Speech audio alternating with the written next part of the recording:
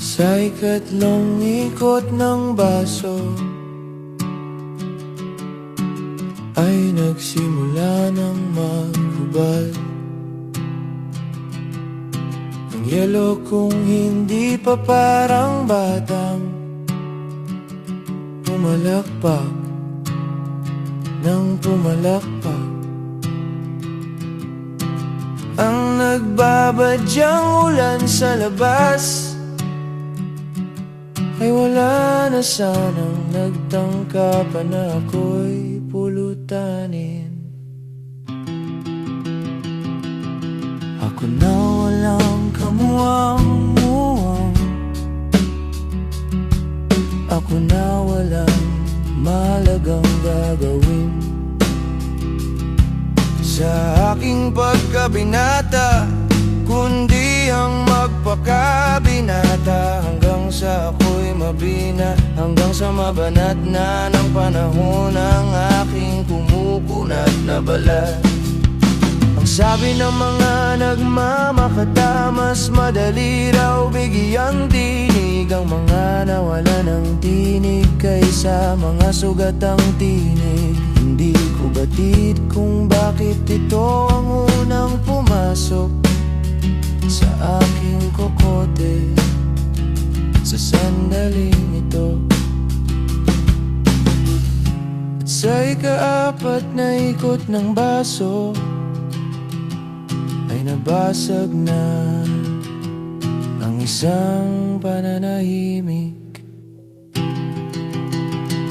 na isang tabi na sa isang sulok ng bilog upang hindi na makapanakit ang nagkalat na bubog ng aming mga dibote kanino.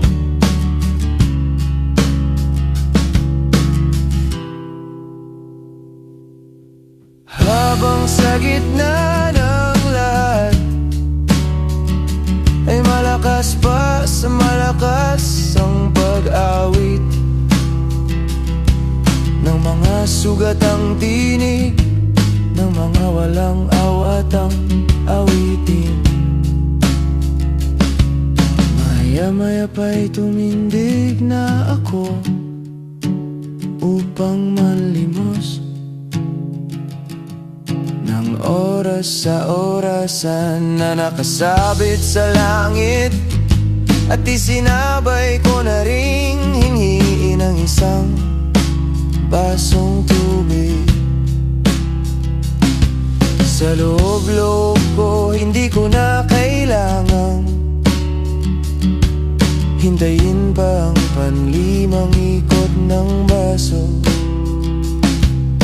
Ngayong ito'y naghugis puso na, at ang puri ng yelo'y tuluyan ng nawasak.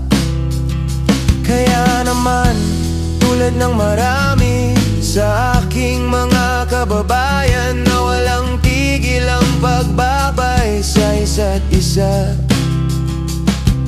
ang walang tigil na babayan ng aking mga kababayan ay akin na ring isinabay sa pag-uwi at tiniyang ka sa motor. Ang isang nag-iisa, nagmamadali, nagdadalaga at nagmamagandang